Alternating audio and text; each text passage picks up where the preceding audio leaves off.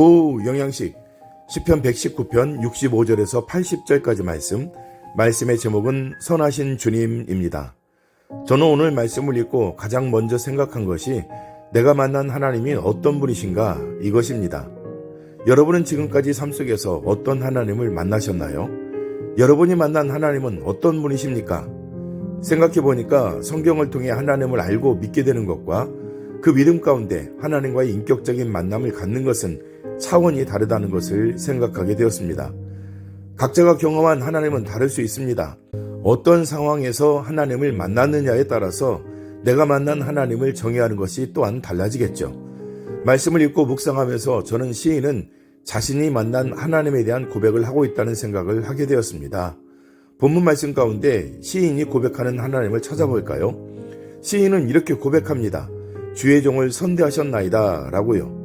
선대하셨다는 말은 선을 행하셨다는 뜻입니다. 하나님께서 시인에게 선을 행해 주셨다고 말합니다. 즉 시인이 만난 하나님은 선을 행하시는 하나님이십니다. 어떻게 행하셨을까요? 말씀을 보니까 시인이 그릇된 행동을 할 때에는 그에게 고난을 주셨고 깨닫게 하셨습니다. 그래서 하나님께서 주신 말씀을 지키도록 하십니다. 고난당하는 것이 유익임을 깨닫게 하셨습니다.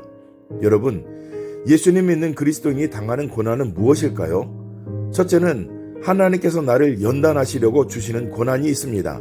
이것도 유익입니다. 왜요? 내가 이 고난을 잘 견디고 이기면 나는 더욱더 단단한 하나님의 사람이 되기 때문입니다. 둘째는 내가 불순종해서 당하게 되는 고난이 있습니다. 이런 고난은 하나님께서 그 길이 잘못되었다는 사실을 알려주시려는 하나님의 사랑의 매입니다. 이것도 유익이죠. 왜요? 내가 지금 하고 있는 일이 하나님 앞에서 잘못된 것임을 깨닫게 하시기 때문에 유익입니다. 이것은 일종의 사탄의 유혹에 넘어갔을 때입니다. 우리 앞에 있는 고난은 크게 이렇게 나눠볼 수 있습니다. 시인은 우리가 겪는 고난까지도 유익임을 깨달았습니다. 왜요? 하늘 아버지께서 나를 택하시고 자녀 삼으셨기 때문에 때로는 연단하시는 것이고, 정반대로 나 스스로 불순종할 때 하나님께서 고난을 주셔서 깨닫게 하시기 때문입니다. 하나님은 선하십니다. 선하시기에 잘못된 길에서 돌이키도록 매를 드시고, 선하시기에 더욱더 강한 하나님의 사람으로 만드시려고 고난을 주시는 것입니다.